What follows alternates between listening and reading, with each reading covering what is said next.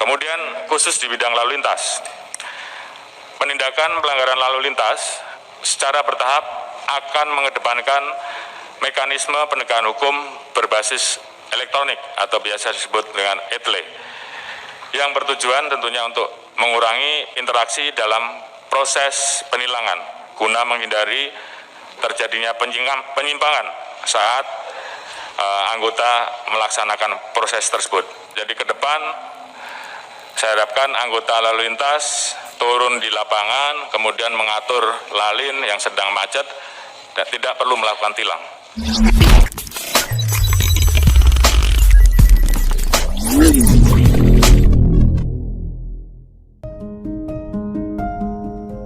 Komjen Listio ingin tak ada lagi polantas menilang di jalan. Calon Kepala Kepolisian Negara Republik Indonesia atau Kapolri, Komisaris Jenderal Listio Sigit Prabowo berharap polisi lalu lintas atau polantas yang turun ke lapangan tidak lagi menilang para pengendara kendaraan bermotor di hari mendatang.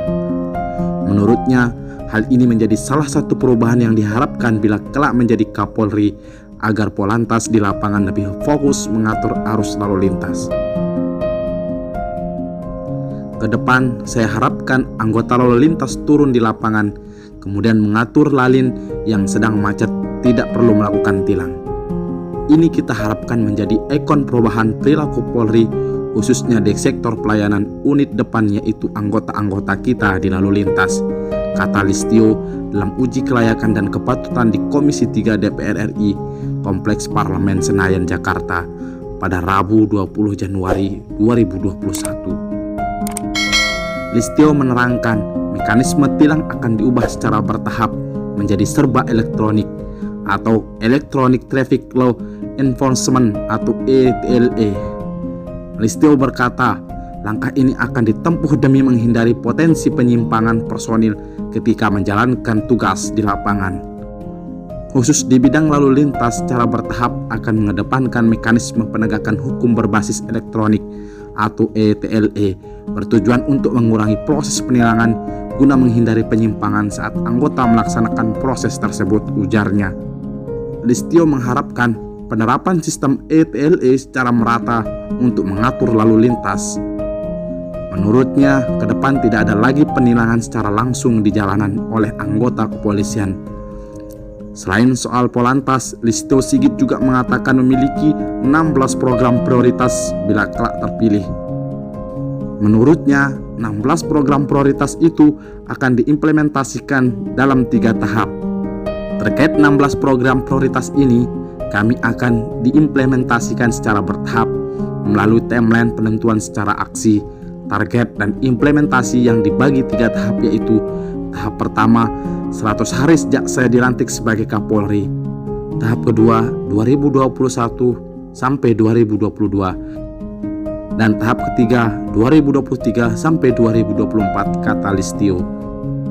Program prioritas Listio itu diantaranya penataan kelembagaan, perubahan sistem dan metode organisasi, menjadikan sumber daya manusia Polri yang unggul di era polisi 4.0, perubahan teknologi kepolisian modern, peningkatan kinerja pemeliharaan keamanan dan ketertiban masyarakat, peningkatan kinerja penegakan hukum, pemantapan dukungan Polri dalam penanganan COVID-19, serta pemulihan ekonomi nasional. Program prioritas selanjutnya adalah menjamin keamanan program prioritas nasional, penguatan penanganan konflik sosial, peningkatan kualitas pelayanan publik Polri. Polri juga tidak boleh menjadi alat kekuasaan karena sejatinya Polri adalah alat negara. Oleh karena itu, setiap tindakan Polri harus ditujukan untuk mendukung kemajuan Indonesia dalam bingkai NKRI. Kemudian khusus di bidang lalu lintas, penindakan pelanggaran lalu lintas secara bertahap akan mengedepankan mekanisme penegakan hukum berbasis elektronik atau biasa disebut dengan ETLE, yang bertujuan tentunya untuk mengurangi interaksi dalam proses penilangan guna menghindari terjadinya penyimpangan saat anggota melaksanakan proses tersebut. Jadi ke depan saya harapkan anggota lalu lintas turun di lapangan, kemudian mengatur lalin yang sedang macet dan tidak perlu melakukan tilang. Ini kita harapkan menjadi ikon perubahan perilaku Polri, khususnya di sektor pelayanan lini terdepan, yaitu anggota-anggota kita di lalu lintas.